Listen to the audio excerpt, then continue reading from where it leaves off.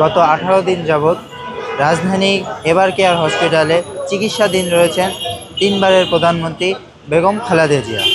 গত 18 দিন যাবৎ আমরা দেখতে পেয়েছি বিভিন্ন রাজনৈতিক দলের নেতাকর্মীরা তাকে দেখতে গিয়েছে এবং নিজ দলের নেতাকর্মীরাও তাকে দেখতে গিয়েছে। গত 24 ঘন্টা ধরেই কিন্তু তার নিজ দলের নেতাকর্মীরা সেখানে অবস্থান করছে এবং রাত্রি যাপন করছে। আমরা দেখতে পেয়েছি সোশ্যাল মিডিয়ায় কিছু অপপ্রচার চালানো হচ্ছে এবং তার মৃত্যু হয়েছে এটাও বলা হচ্ছে। এই অপপ্রচারের জন্য বিএনপি নেতাকর্মীরা কি পদক্ষেপ নিচ্ছে এবং তাদের কাছ থেকে জেনে নেওয়া যাক তাদের এই অপপ্রচারের পদক্ষেপটা কি হবে। বিএনপির বিরুদ্ধে ক্যাম্পেইন করার জন্য bot ID lakh lakh ID আছে, এটা তো আসলে আমরা জানি।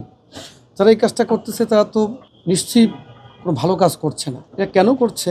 আওয়ামী লীগ একটি পলায়ন রাজনৈতিক দল, স্বল্পতম সময়ের মধ্যে প্রয়োজনীয় সংস্কার শেষে যদি একটি নির্বাচন দ্রুততম সময়ের মধ্যে হয়ে যেত, এটা ফলাফল কি হতে পারত এটা কিন্তু তারা জানে। এই মুহূর্তে বিএনপির বিরুদ্ধে যদি ক্যাম্পেইন করা যায়, কেউ কেউ উচ্চবিলাসী হয়ে গিয়েছে, এরা মনে করে যে আওয়ামী লীগ পলায়ন দল, বিএনপিকে যদি আমরা অকওয়ার্ড সিচুয়েশনে ফেলতে পারি তাহলে আমরাই মনে ক্ষমতায় চলে আসবো। উচ্চাসা থেকে মূলত এই কাজটা তারা করছে। কাজটা অনৈতিক কাজ, যদিও তারা ধর্মের নামে রাজনীতি করে, কিন্তু অধর্মের মতো আচরণ করতেছে, এটা অন্যায়। এখন এই আপনি বেনামে আমাকে কখন ফোন করবেন? যখন আপনার ওই নৈতিকতার ভিত্তি থাকবে না, যে ভিত্তির উপর দাঁড়িয়ে একটা মানুষ সত্য কথা বলে, একটা মানুষ ন্যায়ের কথা বলে, ওই ভিত্তিই তো নাই।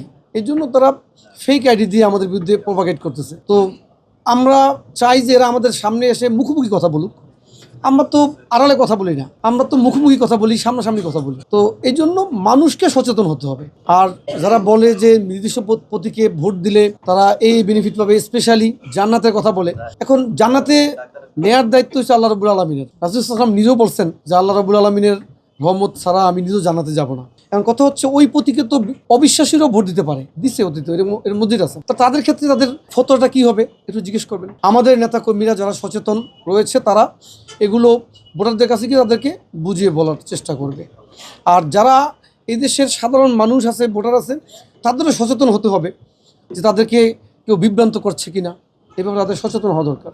দলের চেয়ারপারসন নয়, তিনি এখন বাংলাদেশের জনগণের ঐক্য, সকল জনগণের সকল দলেরই ঐক্যের প্রতীক হয়ে উঠছে। বেগম খালেদা জিয়া সুস্থ হয়ে উঠুক, এটি বাংলাদেশ না, এটি বাংলাদেশের সকল রাজনৈতিক দলের নেতৃত্ব তারও চায় এবং তারা যে যেখানে আছে সেখানে দোয়া করতেছেন বেগম খালেদা জিয়া যেন সুস্থ হয়ে ওঠেন এবং সুস্থ হয়ে এই দেশের জনগণের হাল ধরেন। বেগম খালেদা জিয়ার বিকল্প এই দেশের কারো হাল ধরার সুযোগ নাই এই মুহূর্তে। এবং খালেদা জিয়া অসুস্থ আছে, তিনি আস্তে আস্তে সুস্থ হয়ে উঠতেছেন, তার সুন্দর চিকিৎসা চলছে দেশি বিদেশি ডাক্তারদের সহযোগিতায় এবং আমাদের দলের ভারপ্রাপ্ত চেয়ারপারসন জনাব তারেক রহমানের সহধর্মিণী ডাক্তার জোবাইদুর রহমানের সার্বিক তত্ত্বাবধানে তার একটি সুন্দর চিকিৎসা চলছে। আমরা আশা করি তিনি দ্রুত সুস্থ হয়ে আমাদের মাঝে ফিরে আসবেন, এদেশের জনগণের হাল ধরবেন। একই সাথে কিছু সংখ্যক জনগণ বেগম খালেদা জিয়া জীবিত নেই মর্মে যে সমস্ত বিভ্রান্তিমূলক কথা বলছেন, এটি সম্পূর্ণভাবে দেশে তার বিরুদ্ধে একটা অপপ্রচার। আসলে তিনি জীবিত আছেন। চেয়ারপারসন উনি অসুস্থ, এভার কেয়ার হাসপাতালে চিকিৎসাধীন আছেন। আমরা বিশ্বাস করি উনি সুস্থ হবেন এবং সুস্থ আছেন এবং ধীরে ধীরে সুস্থ হয়ে উঠবেন। বিভিন্ন ফেসবুক আইডি, বিভিন্ন বট বাহিনী বিভিন্নভাবে প্রচারণা চালাচ্ছে। উনি বিভিন্ন একটা বড় ধরনের ক্ষতির মধ্যে পড়েছেন। আমরা বিশ্বাস করি উপরে আল্লাহ আছেন। এই বিশ্বাসের মাধ্যমে আমরা মনে করি যে বেগম খালেদা জিয়া সুস্থ আছেন, সুস্থ হবেন এবং আমাদের মাঝে ফিরে আসবেন।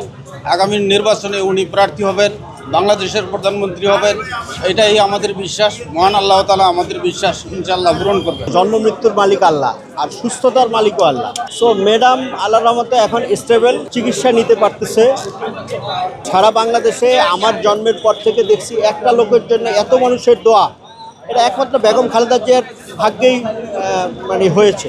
বেগম খালেদা জিয়ার জন্য আওয়ামী লীগ পর্যন্ত দোয়া করছে সম্ভবত, কিন্তু বিভিন্ন বাংলাদেশের প্রত্যেকটা মসজিদে দোয়া হয়েছে। বিভিন্ন বাংলাদেশের যত রাজনৈতিক সংগঠন আছে সব দলীয় প্রধানরা দোয়া করছে। হায়াতের মালিক তো আল্লাহ, থাকলে অবশ্যই সে আমাদের মাঝে আবার রাজপথে ফিরে আসবে এবং আমাদের সকলের একমাত্র দোয়া, হৃদয় নিংড়ানো দোয়া হলো ম্যাডাম আমাদের মাঝে আবার আসবে, আমরা তাকে নিয়ে আবার মিছিল করব। বিএনপি চেয়ারপারসন অসুস্থতা কেন্দ্র করে যে অপপ্রচারণা চালানো হচ্ছে এ বিষয়ে এতক্ষণ জানাচ্ছিলাম বিভিন্ন পর্যায়ে নেতাকর্মীদের মতামত। আসিফুর রহমান, এশিয়া বাণী, ঢাকা।